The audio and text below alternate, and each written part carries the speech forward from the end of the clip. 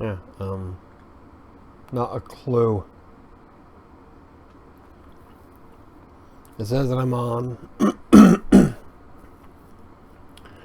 but I'm not seeing it anywhere.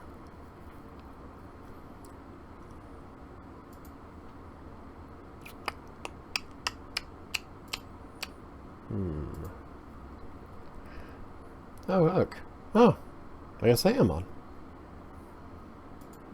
I just had to check the different thing there. Oh, look. Oh, I guess I am on. Let's mute myself. Oh, for the love of Pete. Yeah, it is so much easier doing this on Twitch. So, there's that. Hello, skill set. Yep, I've been working on this for about 25 minutes to try to get a feed going through, and apparently I couldn't use the original event, so yay.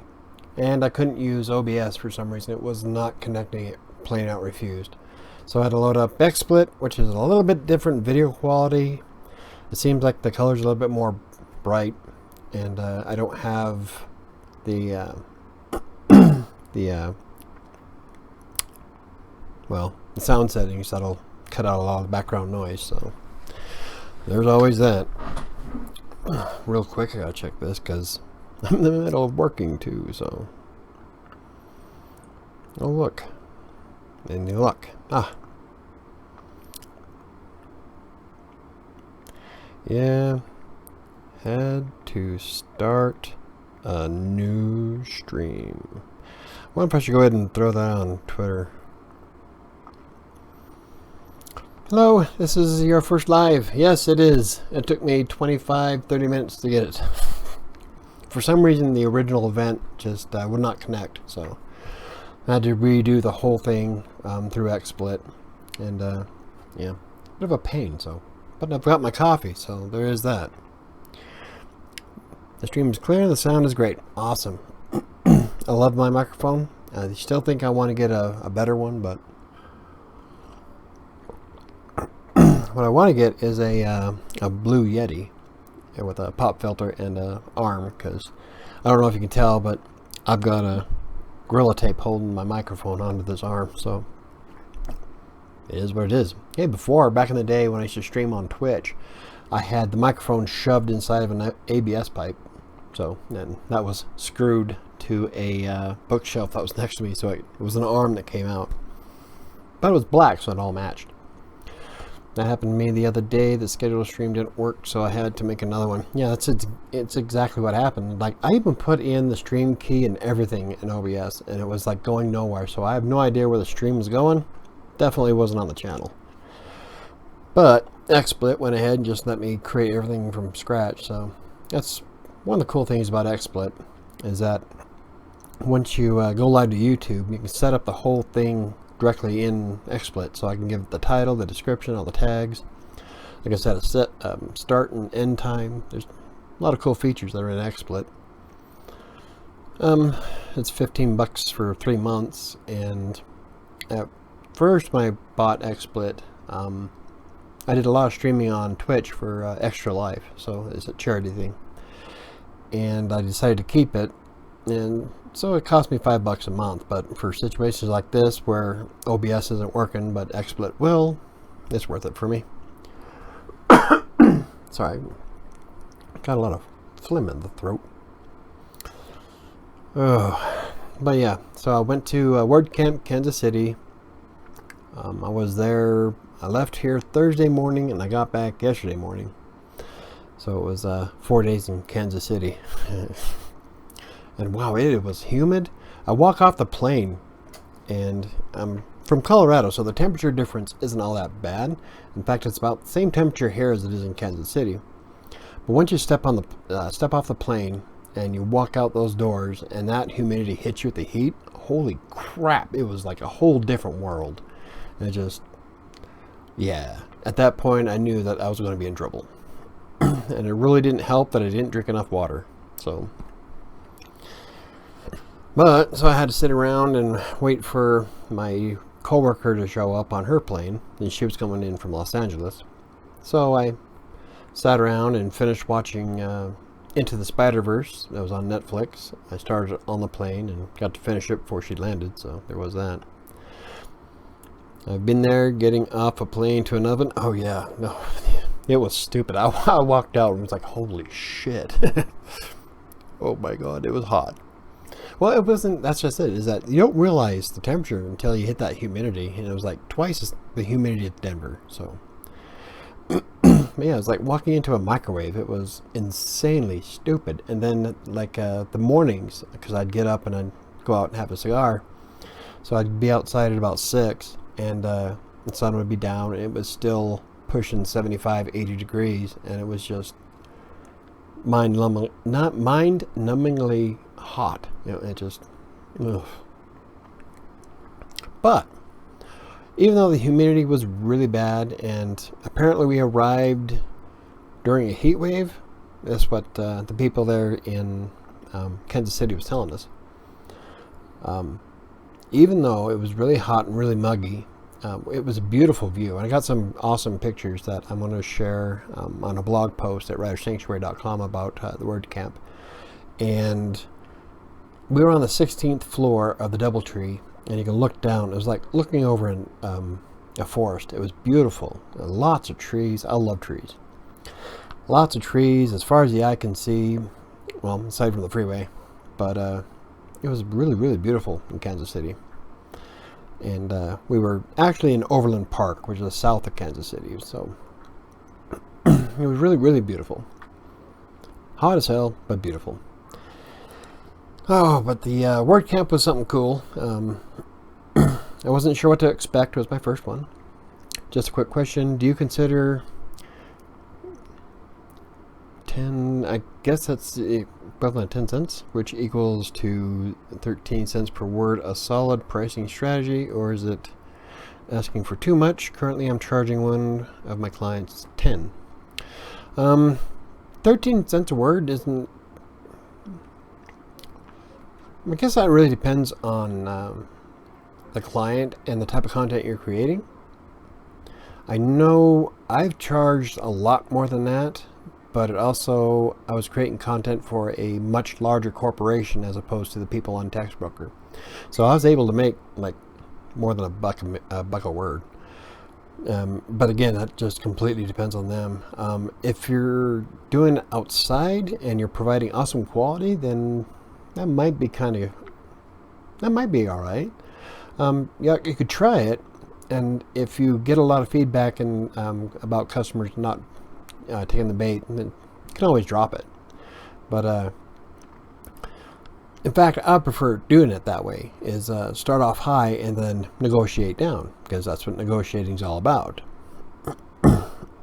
So you can start off at 13, but if the client balks at it, be willing to go a little bit less, like maybe half or a third or a quarter of the way down, and see where that goes. But that's what negotiation is all about. In fact, I'm going to be negotiating with one of my other clients in the near future, maybe. So I don't know. Sounds lovely. You could maybe make a slideshow vid with voiceover. I've thought about doing this myself. Oh yeah. I don't know if I got enough pictures this time around to do a slideshow, but I'm definitely going to be doing a video because I did some interviews for my client, so I'll be uploading those, not to this channel because it's for my client, but as soon as that goes live, I will link to it and let everybody know. It was pretty fun. I got to only a couple of interviews. There wasn't a lot of people at the WordCamp. I did make quite a few that were interested in what we do, and met a lot of really cool people, and went to a couple of shows.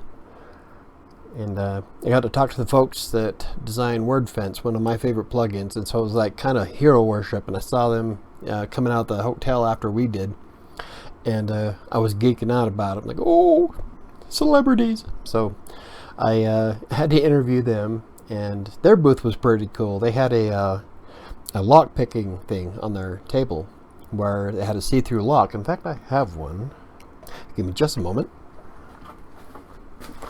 because I picked most of the locks that were on their table while they were gone.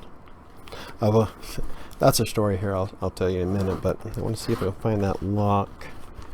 Really, really cool idea. So WordFence is a security plugin for WordPress, and their whole shtick was, you know, being able to pick this lock that anybody could pick, and how easy it is for someone to hack a website. So this is the lock. It's see-through, and you can comes with a set of tools that you can pick it with. And so it was really awesome how they had it all laid out, and so I was trying really hard to pick all their locks before I had to go to my talk, and I couldn't get through them all in time. I had to stop at about 4 or 5. And I was going to do a daisy chain of all the unlocked locks while they were gone, but oh well, it was fun. Is there any harm to joining any team that invites you? In Textbroker, no, I wouldn't say there is really. I join any team that I come across. Like, as soon as someone sends me an invite, I join it, even though I never really write for most of them. But you never know until you actually join them. And so when you join them and you see that it's worthwhile, you make some money on it. If not, then oh well. But yeah, I join every team that invites me. Now, there have been a couple of times where I got invited to a team that really didn't make much sense or went against my own morals. Like, I hate writing for Apple products, and so I got invited to an Apple team, and I'm like, nah. So I left it. But your morals are probably a little bit more general than mine, but I'm like very very strict about what I write about and what I don't write about. Apple's one of the things I don't write about. So those are kind of ones I'll leave. But for the most part, as soon as I get an invite in Textbroker, I accept it. And it's a good thing too, because the one team that I made the most money on, it's really stupid easy to write them. You only get, in fact, you make a little bit less than what you make on a 4-star team per word. But it's the easiness of the articles, because you can just rip through them wicked fast. And so on that team, I make far more money, even though I'm getting paid less per word, than I do for a direct order or an open order for a level 4 or 4-star. So it's really depends on the client and as the team that you're on. But I've torn through some. You had a good time at WordCamp and you got to meet the security plugin people. Meeting we celebrities. Oh yeah, you know, it was the only way that could have got it any better is if Yoast was there. If Yoast was there, I would have been like, wow, yeah. I'm easy to please. I'm a cheap date. How many stars is that team? That team, when I joined, they got 2 levels for the team. It was the blog team. This was back 5-6 years ago. And the first one started off at level 3 stars, and then I did so well on that I got invited to the 4-star, and then I got invited to their secondary 4-star, which is more focused writing on specifics. But all 3 of them were like super simple to do, and it was just incredible. So definitely, if you're 4-star, take a look for like I think it's blog team. But there's like more than 1,000 of us. So when they go on and they drop 1,000 orders, it goes by pretty quick. So you got to be really fast with it. But if you can get in there, you know, a lot of them are like, all we want is a blog post, and they give you a website where it's going to go on, and it has to match what the niche of the website that you're writing about. And that's pretty much it. You get one keyword, make sure it's in there somewhere, and have at it. So you can write pretty much anything you want as long as it fits that website's niche. So like, I like focusing on the web design, the marketing, and the SEO stuff first. Like, I'll sift through them all, and I'll crack them out like wicked fast. And so I'll wind up making like 25-30 bucks an hour because you just rip through them so quick. Oh, yep. And you are welcome. I join every team that comes across. There's virtually nothing I won't write. Well, there are a few things. Like, I don't do I try to stay away from politics, religion, and Apple products. Pretty much everything else I'll do. But my favorite story is back in 2013 or 2014. I was asked to write an article in the mindset of being a pregnant black woman. So apparently I did a really good job because the client kept sending me work. So that was one of the funnest ones I ever did, but one of the strangest anyway. I joined a team called Blogbusters. Nice. God, sorry about that. Oh, need more coffee. I love this stuff. I do like tea, but I'm a severe coffee drinker. Did you learn anything cool at the WordCamp?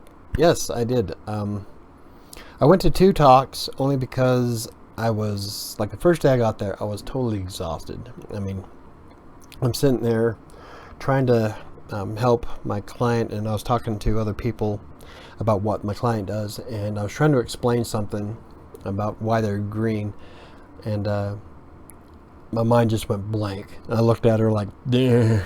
And I had to look at my coworker, and I'm like, I told the lady, I'm sorry, I can't, my mind is just mush. And luckily, my coworker went ahead and jumped in and took over, but I was exhausted. So I didn't get to go to the talks I wanted to on that day. But the second day, I did go to a podcasting one, and Andrew Heim gave an awesome speech about starting a podcast, and it got me motivated, so I'm going to start looking into that soon. And then I went to a talk on SEO content and for beginners, which I had to get content for my client, and that seemed like the most interesting one, so I went to it. It was like super basic and easy and simple, and I knew everything that Travis Flance was talking about, but the way he presented it, though, was very impressive. It was I wish I would have been at one of those talks back when I first started, because he made everything seem so simple, which it is. And it was an amazing talk, even though it was way below my current level, but it was pretty cool. And I learned how to pick a lock inside 30 seconds. Actually, the one I had the hardest one trying to pick was one of those nice golden ones that are they're small, but they're heavy. That one took me a few minutes to break into, but the rest of them just popped right open. Maybe you can do a video about basic SEO strategies. Yes, and I plan on doing that, actually. I also want to do a video on how to do, it's called the skyscraper technique when you're writing content. And that was one of the things that Travis Flance touched on. It was something I've been doing for years. And if anything, I know my writers could probably use it for my client. And but it's, a lot of people will talk about the skyscraper technique, but I want to go through and show you step by step how I create content. So it'll be pretty cool. It's not all that hard, so. But yeah, I want to do more SEO stuff, especially because it works either way. If you're doing your own blog or if you're writing content for clients, and clients are going to love anything you know about SEO. The more you know, the more valuable you become, and the more money you can charge. So that's definitely going to be up on my next few videos. In fact, I think I have one planned for this week. I think it was the skyscraper one I have planned for this week. It might be another one. Oh, I also have an AdSense one, because one of the most popular articles on my blog is understanding how AdSense works on a blog and how much money you need to make, or how much traffic you need in order to make $1,000 a month. And my mind went blank. Oh my god, I just lost it. Spoiler alert. It requires a lot of traffic. So, oh my god. I apologize. I've been on the go since Thursday. I got to rest yesterday. I got a little bit of sleep this morning, but my cat woke me up at 3:30 because my roommate woke up, and so my cat figured that I needed to get up. So I'm still, and I am beyond busy. kind of stressed out, but some like good stuff coming up on your channel. Oh yeah, thank you very much. And yeah, I've got some really cool stuff coming up. I'd like to do more tutorials. One of the things I really want to do is start a whole brand new blog from start to finish. Like I want to do the whole video series of getting a domain name, setting up WordPress, and then putting together every single SEO strategy from experts, and see if any of them actually pan out for a brand new website. And it's not going to cost me much to do that. So figure what we'll do is we'll just do a video series of step by step and from start to finish. So it'll be kind of fun. Ah, my cat. Well, Merriweather is underneath my desk, but my since my girls are here, I shut my office door so all the other cats are outside staring at me. But let's see if I can get Merriweather up here.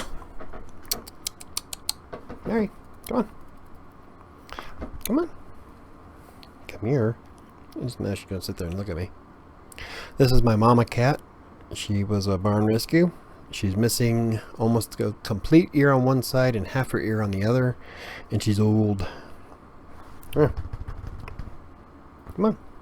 Oh, hey, Max is here. I didn't know Max was in here. Max. No one is going to sit on me. Okay, so if I'm doing a video, a tutorial on WordPress, everybody has to jump on my shoulder. But if I'm doing a live stream, come on. Max. Max. The door is closed, so everybody's like looking out the glass like, why the hell is this closed? Max. Hey.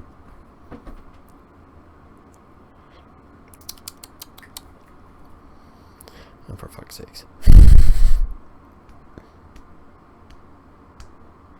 No one wants to love me. Come here, Max.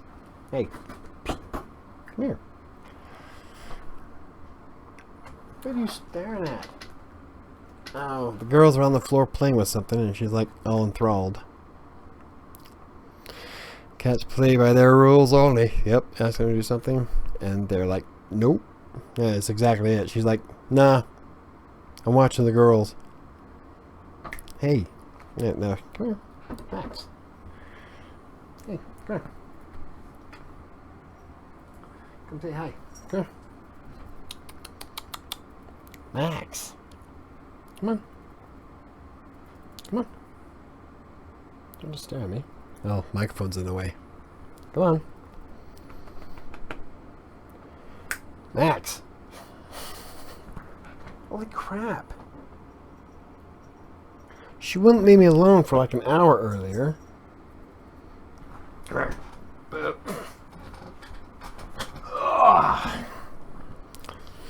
This. Oop. This is Max.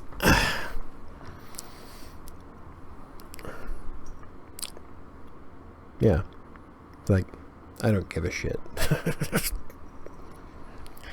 She's too worried about the damn door being shut.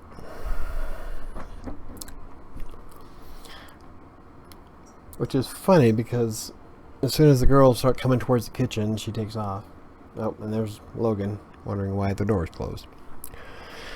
Oh, thank you. She's my bundle of fun. Love them black white fur. Yep, she's my tuxedo cat. Half her nose is white. I can get Merriweather. Oh, where's the brush? That'll get her up here. Merriweather loves being brushed.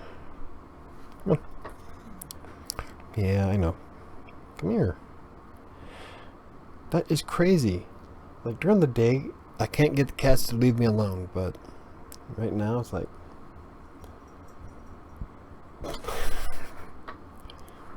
they're all like, "Yeah, you want us to come love you, so we're not gonna." Oh well. Merriweather's just looking at me. Yeah. So I'm patting her with my foot to try to coax her to come up here, and she's just laying there purring. She's like, why would I need to get on your lap if your foot's doing it for me? Whatever. That's because you want them. I know. That's exactly what it is, too. Oh, no, now you want to come up. Huh? Okay, come on. This is Meriwether. She's old. She was a barn cat that my friend Sam brought to me pregnant. So I wound up having kittens as well when I first moved back to Colorado.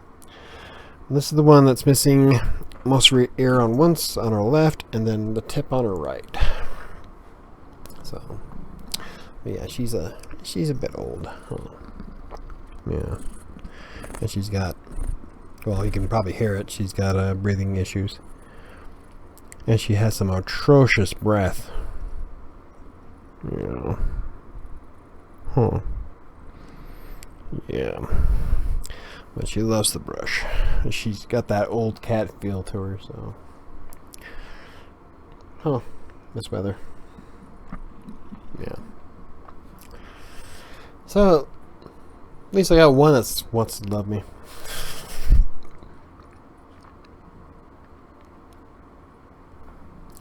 Yeah. Ugh. Problem with Meriwether, though, is that she walks around with her claws always out. So, she's always digging into me. Huh. She likes to go outside with me and the dog. Yeah. Yeah. Anyway. My babies, though, the ones that usually bug me when I'm trying to make a video, they don't come out very often when the girls are here. Like Shadow, and Shadow's the one that was on my shoulder during one video. She jumped up there. And Cloak will come out later tonight, and Dagger won't come anywhere near the girls. So, those are your babies. Yeah. And she's not a very good mother. She when she had the babies, when she weaned them, that was it. It's like, get the fuck off me. She hisses at everybody. It's crazy. Yeah. That's my weather. Oh. Okay, I'm gonna short out my microphone to keep that up. Okay, so anyway, let's see. At the WordCamp, what else did I do? When is your next WordCamp? My next WordCamp is Denver. I'll be at the, I think it's the University of Denver in South Denver at just south of Washington Park. It's a one-day event because the second day is more workshops, and so we're not going to be setting up. But so I'll be there on the 27th, and since it's home, it's on I have the home field advantage. I don't have to get off a plane. I can just go down and get a hotel room and go directly to the show. So I'm pretty excited. I haven't seen what events are or what speeches are planned out for it. So, do you work for WordCamp? No, my client sends me to WordCamps, and the WordCamps are, I don't know if you know what they are. They are kind of like a conference for WordPress users, and it's not just for WordPress users either. There's a lot of talks there that will focus on like freelancing. There's a lot of information about freelancing, especially, and I did get to talk to the folks at Evoke, and I can't wait to write the blog post about that because they are an insurance company that also helps in, well, like freelancers like myself, where we can't really afford insurance and stuff. So they help us with insurance and investment planning and stuff like that. So a lot of great information. So I can't wait to write that blog about it. I must head off as I'm falling asleep. Oh, that's right. It's probably pretty late for you, huh? Well, thank you for stopping by, Magdalena Helen. It's been great to see your live stream. It's going great. Well, thank you very much. And I hope to see yours again in the future. I kind of watched the very beginning of your last one, but I got sidetracked with work, so I didn't really get to get into it much. It was kind of a bummer. Got to go finish packing my son for camp. Awesome. Thank you very much, Hemant. And I'm glad that your kiddo's doing great. And I wish I was going to camp. And not just word camp, but like mountain camping. That would be fun. I miss camping. Hello, Shyman. I hope I'm saying that right. Shyman, right? Maybe? But yeah, when it comes across in on YouTube, there's like no way to pronounce that. So, but anyway, with the WordCamp is that it comes with a bunch of different talks, so you learn all kinds of information and a lot of great stuff, especially if you're into WordPress. And like I said, especially with freelancers, a lot of freelancing stuff. And like the podcasting talk. Now, he did touch base with how to add your podcast to WordPress, but for the most part, it was all about starting a podcast and getting all behind that and stuff. So there was a lot of good information at the WordCamps. So I'm kind of excited for Denver. Hopefully, because like I said, I haven't seen the schedule for it yet. I know that I'm scheduled to be there, and I will be maybe going to Omaha the next in August. So good times. But yeah, I don't work directly for WordCamp. It's my client that sends me to them. It's all about being involved with WordPress. So, but at this one in Kansas City, it was fun. They at the WordCamp, when you pay for your ticket, you get a lunch that comes with it. And the first day was these monstrous-sized taco bowls, or you can make your own nachos, and it was pretty good. It was the con queso cheese was a little thicker than I normally eat, but it was really good. The next day, though, they kind of just cranked out some box lunches. There were sandwiches. They were pretty good sized sandwiches. Cookies, apple, and chips. There was just so much left over, and a lot of people didn't show up, and it was kind of a bummer. But I did meet a lot of professionals that use WordPress, and it was pretty fun. It was different. I'm normally a very shy person, so being out in the public eye like that was a big change, especially when I was doing all the interviews. All the interviews, I did 2, but just doing the interviews and being on camera, it was different because, like my coworker was saying, because I was telling her I was nervous. She's like, "But you're on camera every other day on your YouTube channel." I'm like, "Yeah, but that's different because I'm in my office and I'm talking into my own camera. There's nobody else around me, so, and if I make a mistake, I can just edit it. And like right now, I can't edit." And so I was trying to explain to her how it's different when you're out at an event like this, and you've got all these different people that are there, and you're interviewing somebody that you don't know, and you've got people walking by watching.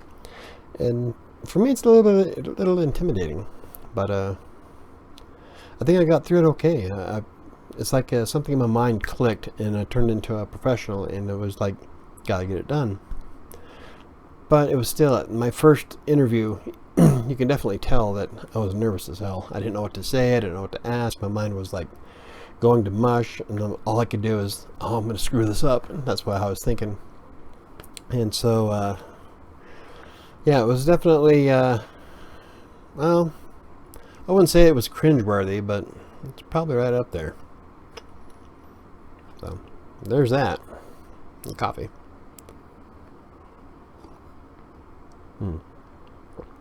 Oh God, with that door shut, it is so hot in here. The air conditioner. So I have my house. I have my office door right here, and the way the swamp cooler works is that it blows air through the house and comes through this door and out my window, which is an exhaust fan. But with this door closed, it's just getting hot. It's like an oven, but it's all good. I'll just sweat it out. Probably shouldn't be drinking coffee at 6:45, but it is what it is. What do you think about living and writing for a freelancer from abroad, for example, from Thailand? Really, for me, is that's one of my favorite things about being a freelancer. Is like, if it wasn't for my girls, I could literally just go wherever I want and write. So, like with since I'm based here in the United States, I can go kind of live out in somewhere like the Philippines and make a ton of money. And in the Philippines, the American dollar goes far. So you could live like a king with just doing a couple of articles in Textbroker in a hotel in the Philippines for a while. No, they'll probably kick you out because then you have to renew your what's it called? It's not really a residency, but it's like a travel visa.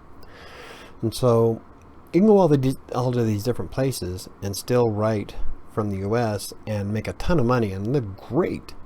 And that's one of the things I loved about being a visa. That's one of the things I loved about being a freelancer, is that I can literally go wherever I want and make money. And as long as I'm able to afford the stuff I need, that's all that really matters. And so it's like when I moved out to LA for 6 months, my income was from being a freelance writer. And I easily afforded living out there in LA. And the only reason why I came back is because I can't be that far away from my girls. And so I have to be with my children. But yeah, if it wasn't for the girls, I would go all over the world. Go all over places that I've never seen. And just be able to write from virtually anywhere, because you go to any hotel nowadays and you have free Wi-Fi with it. So like there's times at my peak I could probably make enough money. Well, I know for a fact that I can make enough money now, but back in the day I could stay in a not in a nice, super nice hotel, but like in a motel, and live fairly well on what, $30-40 a day is what most of these cheaper motels charge you. But I was making around $60 to $100 a day, so I could live comfortably off of part-time work as a freelancer. So it's but being a freelancer from abroad, as long as you're able to pay your taxes and afford where you're going, I say have at it. I mean, it's a great way to explore the world. You don't have to worry about stuff. Yeah, Airbnb is another good one. I know a lot of Airbnbs that are really cheap, especially here in the Denver area, and you don't have to stay in a sleazy motel. There's a couple of Airbnbs I was looking at when I was first moving back to Colorado that were about $30 to $40 a night, and these were in nice houses and had free access to internet and stuff, and one of them even had their own private bathroom. And so we could just write, and with $30 a day for an Airbnb, that's maybe what, 6 articles. So if you shot for making 60 or $70 a day, or from Textbroker anyway, you could easily just live off of Airbnb and have extra money left over. So yeah, but yeah, writing from abroad is that's living the dream. Of course, that also depends. Not a lot of people like to travel. Like, normally I don't like traveling. I'm trying to break out of some of my hermit-like things. So for the longest time, I was more content with just staying home and doing stuff. And I'm trying to break out of that. But there's a lot of people out there that are just fine with staying home. So it works, I guess. Yeah. Wow. Dead air. Let me drink some more coffee while my mouth is dry.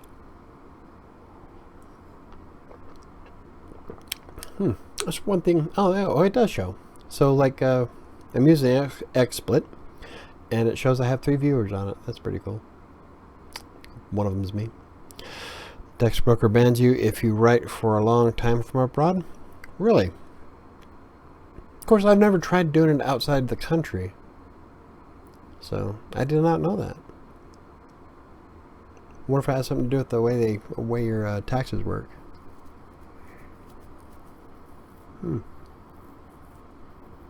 Well, even if Textbroker does, freelance writing in general, you got so many different opportunities, like finding clients directly. Like my most lucrative client right now pays me through PayPal, and I can work literally from anywhere. So like I could move to Hong Kong forever and I would still get paid through PayPal from my client right now and live comfortably. So there's probably some content mills that probably kind of put the kibosh on that, but that's why I like Textbroker is a great way to start off. Like if you're brand new to writing, you learn a lot of stuff with Textbroker. You learn how to interact with the clients. you fine-tune your writing skills, but you always want to look for the clients that'll pay you directly. Like I work with a prominent web hosting company right now, and they pay me quite well. So you want to focus on finding these private clients, but Textbroker is good if you have to fall back on something to make a few bucks this week. But yeah, you should always focus on trying to get to the next level. And the content mills, and there's a lot of people out there that hate them. For me, a content mill is like a stepping stone. It's a great way to start off, and then you advance from there, especially if you've never done it before. Like when I went to college for graphic design, computer animation. I am nowhere near graphic design or computer animation. I opened my own computer repair shop for 4 years. I ran a liquor store for 2. I helped real estate companies. None of it has anything to do with graphic design. Well, that's not entirely true. When I had the computer center, I used to do acrylic carving on the side of cases. We did this one that was this amazing daisy pattern. It came out awesome. But yeah, anyway, that was sidetracked. So what my point is that I went to college not for writing, but that's where I wound up. And so when I first started Textbroker, I only did a little bit of writing for my own websites and for my client in northeastern Colorado. And then I started writing for Textbroker, and then from there it was a snowball. It just kept getting better and better and better. So you don't have to focus purely on Textbroker, Writer Access, Hire Writers, or any of the other content mills, but they are a good thing to start off with. So that's why I praise content mills. But you should always try to focus on getting real, stable, long-term clients, especially one that'll pay you a salary as a retainer. Now, retainer contracts are awesome because with a retainer, you're paid whether there's work or not, that's what I have. But the problem with that is that some days there will be no work, or it'll take you like an hour to get through something, and then the next day you'll wind up spending like 12 hours working on a project. So in the end it comes out to about 40 hours a week. But it's nice because then I'm paid no matter what. So I like retaining contracts. They're awesome. So a lot of lawyers, that's how you hire a lot of lawyers, is on retainer, which means you're paying them whether they go to court or not. Writers are the same way. So it's always good to get on those kind of things.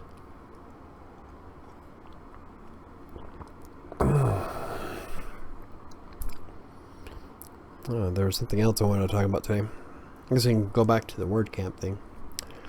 Can a non-native speaker achieve something in English content writing living abroad? Yeah, as long as, for the most part, as long as you are fluent in the language, there's a lot of work out there for writers and translators.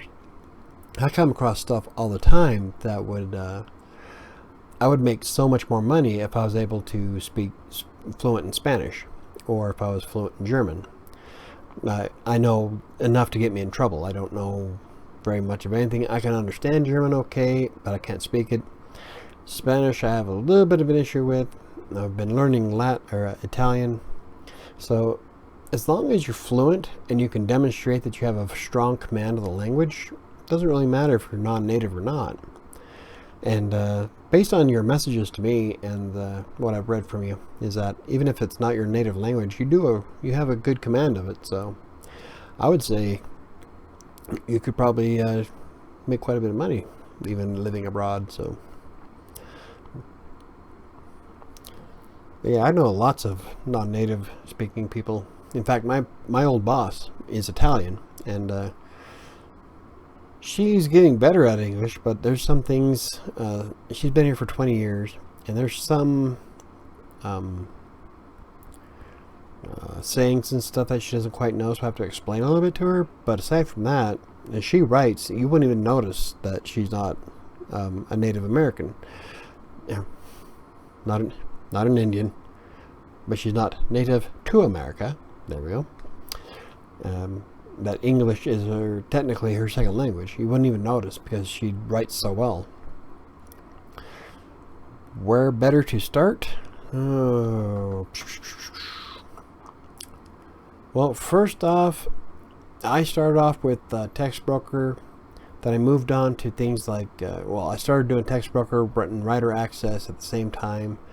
Then I started dabbling with Fiverr, and Fiverr was okay for getting contracts and clients, but when I calculated how much I make per minute or per hour, it didn't justify using it very often. It was good when the workflow in Textbroker was low, but I only, like in Textbroker, I could make between $15 and $17 an hour writing articles, but in Fiverr it was more like 12. But from there, if you can build up a good resume of past experience and set yourself up with a decent appearance on your LinkedIn profiles, LinkedIn is huge, then you could probably drive some interest that way. A lot of writers would get on LinkedIn and put like writer for hire as their title or something similar. And that's how my current client found me, was through LinkedIn. And so once you get all that established, you start getting more networking going on, and start branching out to who you can contact, and sometimes they'll just start coming to you. But I'm guessing you're overseas, so I'm not quite sure what's available over there. Like here, I have access to Indeed, 24/7 Talent, and there was one more that I was using in LA. I can't remember what it is. But there was all kinds of contracts that were available for writers that were,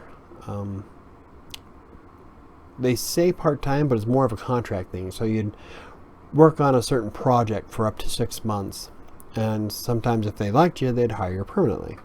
So it all depends on the project and who's offering it, really. But as for being able to start, yeah, that's what I did. Is I just went from Textbroker and just kept expanding. I did a lot of my own blogging. That was a good thing, because then with your own blog, you can actually put in all the things that you learned in writing. You can put into your blog to help you remember it for the next time. So it's great practice if you get into blogging. And there's a lot of places out there that'll do it free now, so you can go to like WordPress.com or Blogger and put in everything that you've ever learned and just keep advancing your skills. Because the better you are, the better the chances you are going to make money. And yeah, and it's great because if you do a blog, then you have something to aim people to. Like with WriterSanctuary, if I'm out at a WordCamp and someone asks me who I am, I can direct them to WriterSanctuary, and they can see all the different articles, and they can see what my skills are like. And if they like it, then they can hire me.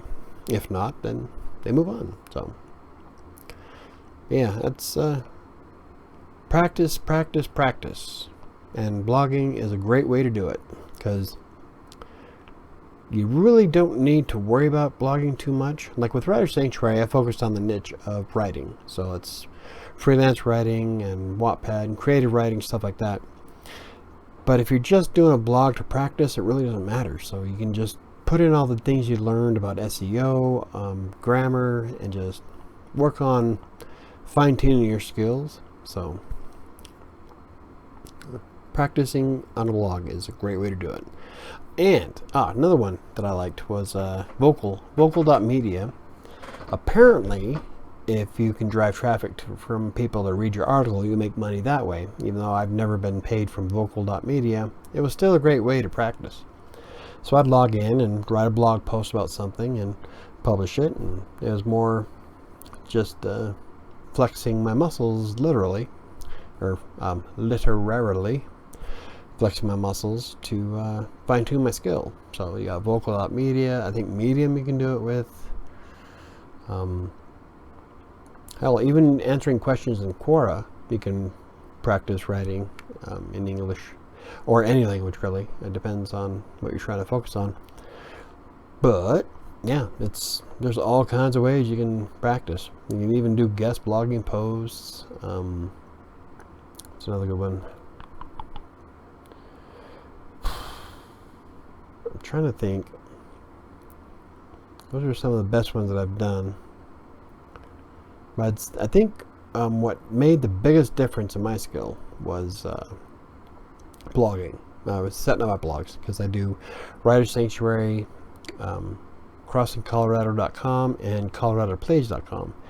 And at one point when I was doing all three of those at once, I was blogging maybe twice a day for, what, a year? Recently I kind of been slacking, but that's because I've been doing all kinds of other stuff, such as creating YouTube videos and working with my client and going to WordCamp and all that other fun stuff. But when I was blogging twice a day, it made a huge difference. Like if you go back and look at my WriterSanctuary articles from when I first started up in 2013, I think is when I started it, it's cringeworthy. You can definitely see where my skill was kind of lacking back then, and compared to what I am now. And that's why I haven't deleted them, because it's like a reminder that, yeah, I advanced quite a bit. So that was kind of a long-winded answer, so I'm hoping that helped. If not, I can try to explain it a little bit better. I'm not really... This is my first live stream, after all. Uh-oh, he was on... Hold on a second. I got see, I should have pushed this onto...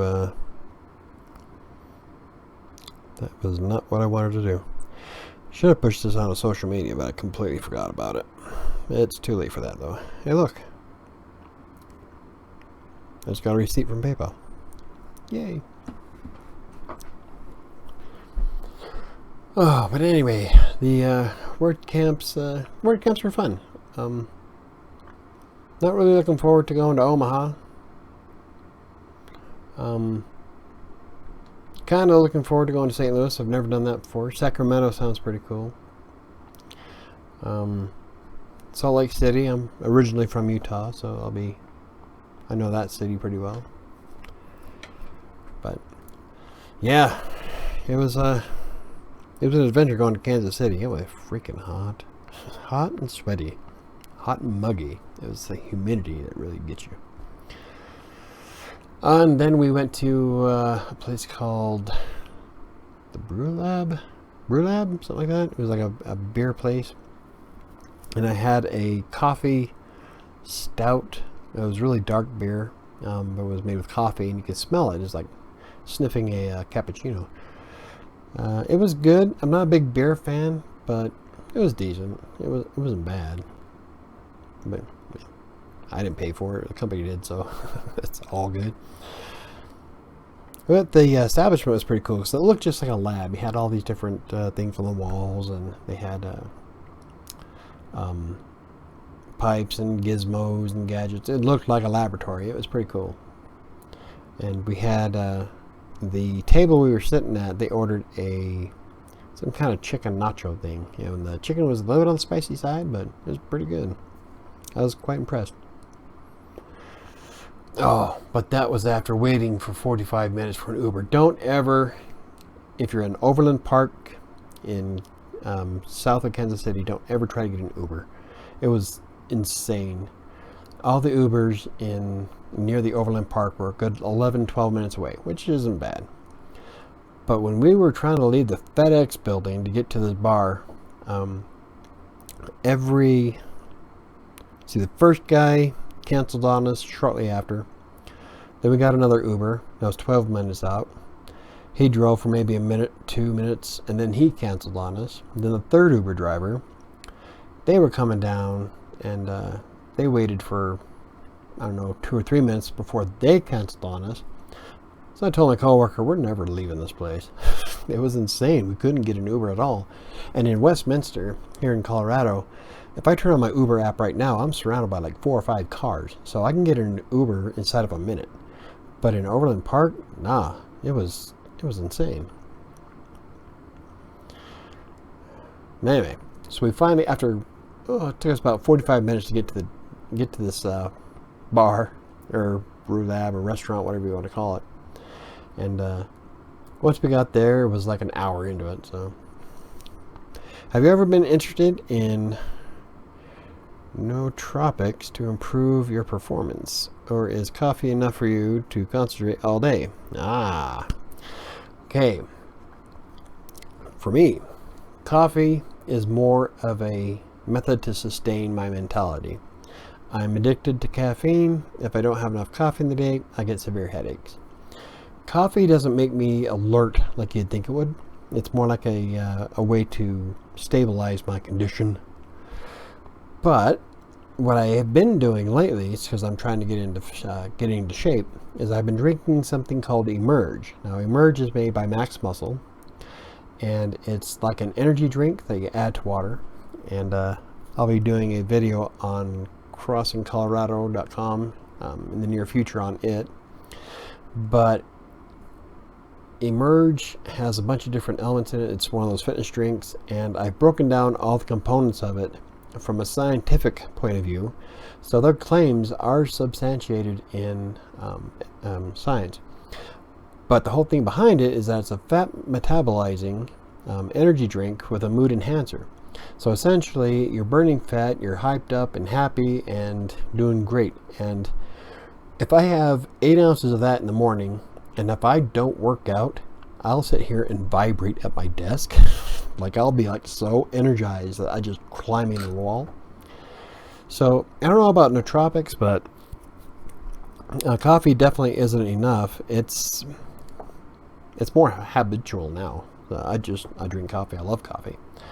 But for getting that pep and getting that mindset of it's time to work, definitely Emerge is right up there. And I love this stuff. It works way better than like Monster. And I love Monster to pieces, but Emerge blows it out of the water.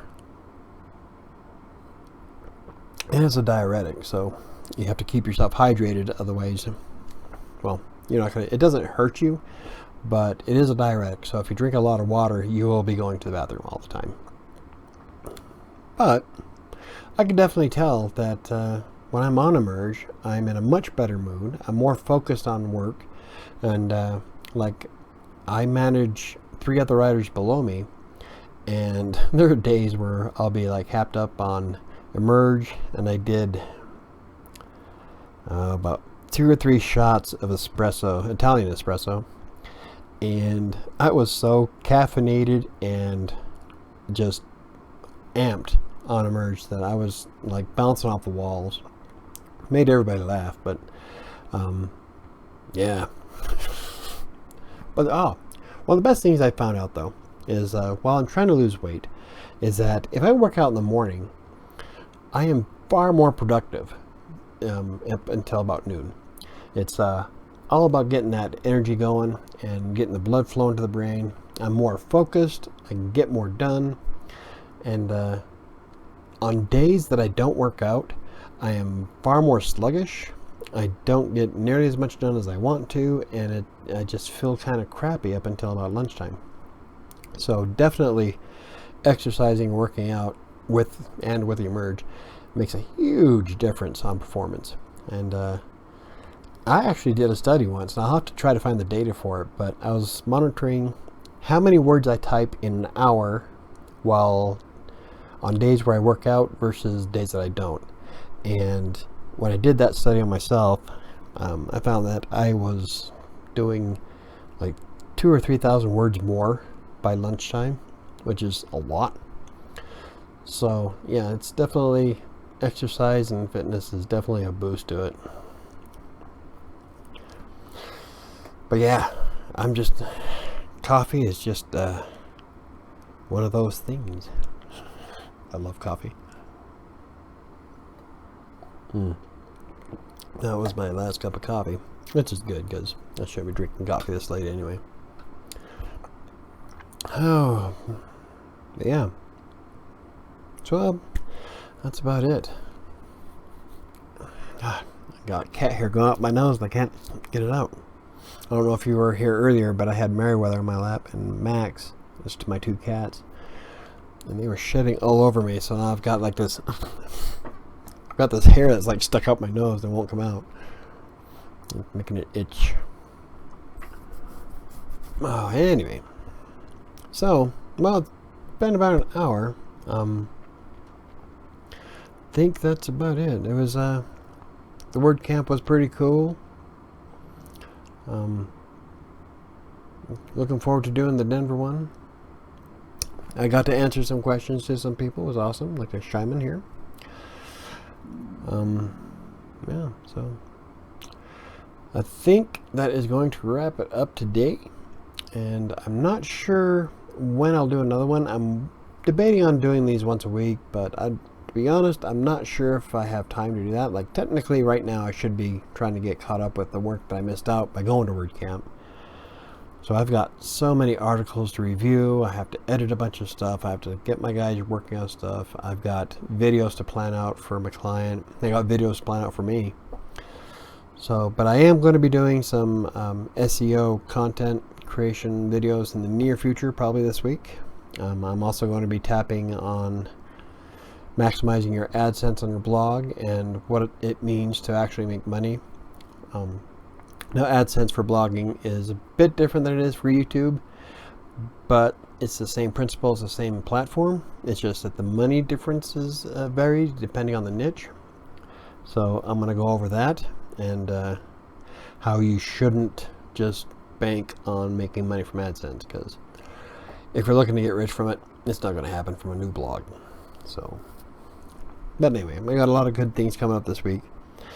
And as soon as I get my interview video set up and uploaded to my client and they okay it, they're going to add their own intros and outros, and I think some music maybe, I don't know. But as soon as that's done, I will link to that video so you guys can see that and you can see me in action. It's kind of cringeworthy. I'm so much better when I'm by myself in front of a camera.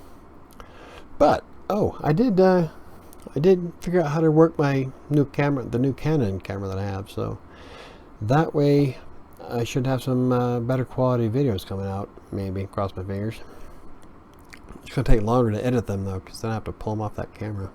See, with this I can just hit the stop button on XSplit or OBS and then open up the video in Premiere. But with this camera I have to turn it off, then plug it into the back of my computer, which is under the desk, and drag the file off the camera, put it in on my computer, upload it into Premiere. So it's a bit more convoluted of a process, only because I haven't got a long enough cable yet for it. That hopefully will be remedied next week, and I'm hoping I'll be able to figure out how to live stream with it. So that'd be kind of fun, because it's way better camera. So, but anyway, lots of fun stuff coming up. So I'm hoping that y'all stay tuned for that. Remember that I do my Friday videos, the Writer vlog. I do a lot of comments, or reply to comments in video. So if you have any questions, you can either leave them in the comments of this video or any of the other videos that you watch. You can hit me up on social media at WriterSanctuary on Twitter and Facebook. And there was one more. I was thinking about starting a Pinterest account, but I haven't done that yet. Oh, the contact form. Duh. I have a contact form on WriterSanctuary's blog that you can go to and visit. And if you go to WriterSanctuary.com, there's a link on the top that says Contact Me. If you click on that, you can use the form and it sends me a direct email. And I try to reply to those as soon as I get them.